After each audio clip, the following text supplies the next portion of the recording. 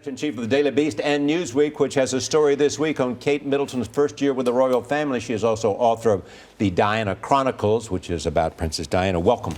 Good to have you here. Very good to be here. So Love what's it. your takeaway on this story of Pippa?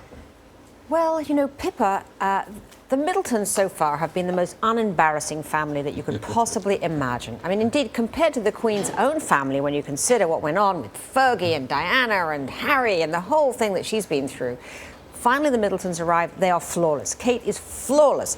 And now Pippa is suddenly causing a little bit of embarrassment, is the truth. But you know, what they have to recognize is she is part of the royal family. They cannot do this thing, which they tend to do in their ostrichy way of saying, you know, she's not really part of our family. She's just a distant relation. She's not. She's in it. She's there. And she's going to be having to be given protection, tutelage, you know, PR spin. They're going to have to take her in and really make her one of them. But Kate and her prince, they're doing just fine, as you will point out. Oh, they're incredible. I mean, the amazing thing about Kate is, I think, aside from once when she, you know, did a little bit of a pratfall in roller skates in a short skirt, like 6 years ago, this girl has been unbelievable. She should be running for, you know, the GOP nomination because she has no history.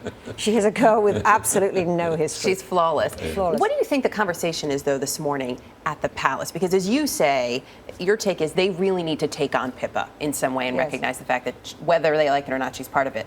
Are they having that conversation, though, this morning? What will realistically change? Well, I think Pippa went from being a person to a problem. She's now the Pippa problem.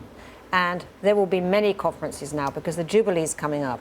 And the big fear is that this flawless Jubilee that was about to happen is suddenly going to become, you know, a referendum on Pippa's derriere, Pippa's behavior in Paris, Pippa's wildlife. It is unattractive that Pippa's friends are quite so rich and silly. You know, that is one issue that that they're having to deal with. And I think their great desire is to marry her off to the Duke of Northumberland's son, George Percy, who she has been dating, and say, get into the Shires and shut the hell up. So is this a time in which the royal family is doing well and everybody's happy about them for the most part? Well, the royal brand has been incredibly refurbished by Kate, and in a sense by Pippa. Yeah, exactly. And in a sense, She's brought in a fair amount of interest. But it's always great to have that crazy sibling. Don't forget, the Queen had Princess Margaret, who was a one long, you know, gossip fest all her life. Beautiful, rakish, you know, having divorces and boyfriends and stuff. There's always a sibling. Harry has been, you know, the naughty one compared to William. So in some ways, it's kind of a fun distraction to have Pippa off there while Kate's flawless. But as long as she doesn't do dumb things like she did in Paris. Convertible in Paris. Is the conventional wisdom that the Queen will die as Queen, that she would never give it up for her son? She'll never give it up, no, because the Queen believes, you know, when she has said, you know, all the days of my life in Westminster Abbey when she was crowned, the Queen believes a vow is a vow.